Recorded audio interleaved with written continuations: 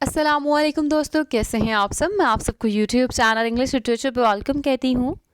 आज की इस वीडियो के अंदर जो हम टॉपिक कवर करने जा रहे हैं that is imperialism, colonialism and post colonialism. ये इम्पॉर्टेंट पोस्ट कॉलोनियल टर्म्स हैं, इनको कवर करना है इस लेक्चर के अंदर। और मैंने ऑलरेडी कॉलोनियलिज्म के ऊपर भी और पोस्ट कॉलोनियलिज्म के ऊपर भी इन डिटेल वीडियोस बनाई हुई हैं।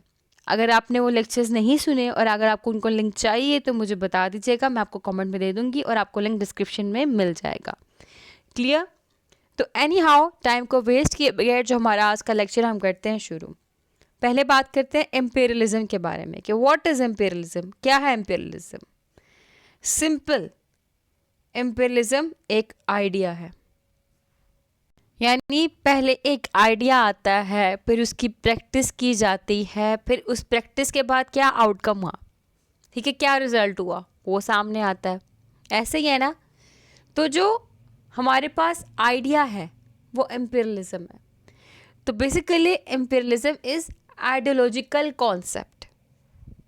इसमें हमारे पास सेटलमेंट से कंसर्न नहीं होता, यानी कि हमने किसी कंट्री के अंदर जाके अपनी कॉलोनियल पावर नहीं कायम करनी होती, बस आइडिया देना होता है। और इसके अंदर क्या होता है, इसके अंदर जो ट्रेड है ना, जो आपकी तजारत है, जो आपका काम है, जो आपकी कॉमर्स है, आपकी इकोनॉमी है, ठीक है, जो आपके इकोनॉमिक रिलेशंस हैं, उनकी एक्सटेंशंस होती है, ठीक है, उनकी एक्सपेंशंस होती है। और उसकी एक्सपेंशंस के अंदर स्पेशल रोल होता है मिलिट्री का। मिलिट्री का स्पेशल कंट्रोल होता है, और ये मिलिट्री ही होती है जिसके पास पॉलिटिकल और इकोनॉमिक कंट्रोल होता है इम्पीरियलिज्म के अंदर। तो स्क्रीन पे देखें, पॉइंट नंबर 4 देखें पहले। Imperialism is an ideological concept which upholds the legitimacy of the economic and military control of nation by other।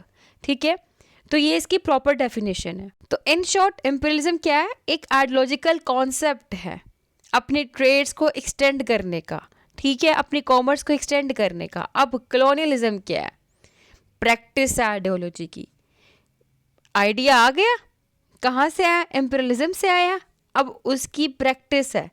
Practice of ideology is known as colonialism. इसमें सेटलमेंट बहुत importance रखते हैं। क्या होता है जी कि जो सेटलमेंट है एक ग्रुप की, वो न्यू लोकेशन पे जाती है।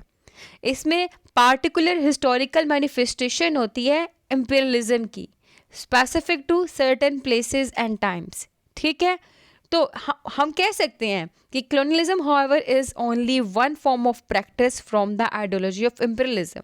ठीक है, कि जो इम्पीरियलिज्म की आइडियोलॉजी उसमें से एक फॉर्म ऑफ प्रैक्टिस है कॉलोनियलिज्म।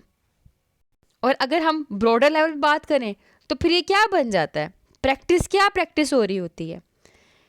प्रैक्टिस यही हो रही होती है कि एक कंट्री के लोग जिनके पास पावर होती है, वो दूसरी कंट्री, दूसरी नेशन जिनके पास पावर नहीं होती, जो वीक होती है, वहाँ पे जाके अपनी कॉलोनीज बना लेती हैं। जाती किससे हैं, जाती वो तजारत की गर्ज से ही हैं, ट्रेडिंग के लिए ही जाती हैं। लेकिन वहाँ पे जब वो जाती हैं तो ट्रेडिंग के लिए जाने के बाद वो अपनी पावर कायम करके उन लोगों को सप्रेस कर देती है और वहाँ पे उस कंट्री को, उस नेशन को ऑक्यूपाई कर लेती है, अपने अंडर ले आती है। ठीक है, और वो टाइम पीरियड, जिस टाइम पीरियड के अंदर कॉलोनाइजर भी हैं और कॉलोनाइज्ड भी हैं, यानी कि एक कंट्री, एक नेशन के लोग जिन्होंने अपनी पावर कायम की दूसरी नेशन के लोगों के ऊपर। ठीक है, तो वो अपनी पावर कायम करने के बाद क्या कर रहे हैं, उनको एक्सप्लॉइट कर रहे हैं, सब्जुगेट कर रहे हैं, सप्रेस कर रहे हैं। फॉर इंस्टेंस, अगर आपको वो याद हो टाइम पीरियड, जिस टाइम पीरियड पे पार्टीशन हुई थी, तो उससे पहले क्या हुआ था, जब सब कॉन्टिनेंट का टाइम पीरियड था, अंग्रेज़ आए थे ना वहाँ पे, मतलब मुसलमान, हिंदू सब इकट्ठे रह रहे थे। पाकिस्तान नहीं तब बना था, वहाँ पे अंग्रेज़ आए थे। उन्होंने क्या करना शुरू कर दिया, एक्सप्लॉइट करना शुरू कर दिया, मार्जिनलाइज करना शुरू कर दिया, सब्जुगेट करना शुरू कर दिया वहाँ की नेशन को, वहाँ के लोगों को। तो वो सारा जो टाइम पीरियड था ना, वो कॉलोनियलिज्म का टाइम पीरियड था, वो कॉलोनियल रूल का टाइम पीरियड था। क्लियर हो गया, कॉलोनियलिज्म क्या आपको समझ आ चुका होगा, इम्पीरियलिज्म भी समझ आ चुका होगा। ये जो कॉलोनियलिज्म है ना, ये सारी की सारी प्रैक्टिस है इम्पीरियलिज्म की, उसके आइडियाज़ की। अब इसके बाद क्या होता है जी, पोस्ट कलोनियलिज्म। एक टाइम चल रहा है कलोनियलिज्म का कि जिसके अंदर अंग्रेज़ों ने अपनी हुकूमत कायम की हुई है और एक्सप्लॉइट किया हुआ, सब्जुगेट किया हुआ है अदर्स को। अब उसके बाद क्या हुआ, कब तक कोई रह लेता है किसी कंट्री के अंदर, एक टाइम है जाना ही तो है ना। अब अंग्रेज़ जो है वो चले गए 1947, ठीक है, ये टाइम था जिसके अंदर 14 अगस्त, ठीक है, 14 अगस्त 1947 को पाकिस्तान आज़ाद हो गया। तो वो जो पाकिस्तान आज़ाद हो गया यानी कि वो कॉलोनियल रूल से भी फ्री हो गया था, तो वो टाइम पीरियड पाकिस्तान का पोस्ट कॉलोनियल टाइम पीरियड कहलाएगा, ठीक है। और इसी तरह से 15 अगस्त 1947 टाइम पीरियड जो है वो इंडिया का पोस्ट कॉलोनियल टाइम पीरियड कहलाएगा, कि जिसमें कॉलोनियलिज्म ख़त्म हो जाए, जिसके अंदर डीकोलोनाइजेशन शुरू हो जाए, means a process of decolonisation. और पोस्ट का मतलब क्या होता है, आफ्टर, और colonialism obviously after colonialism, after colonisation, ठीक है, आफ्टर कॉलोनियल रूल। तो the study of power relationship between previously colonised cultures and people is known as post colonialism, और simply a time period which started after colonialism is known as post colonialism. Clear? तो I hope कि आपको एक concept जो है imperialism का, colonialism का and post colonialism का अच्छे से क्लियर हो चुका होगा।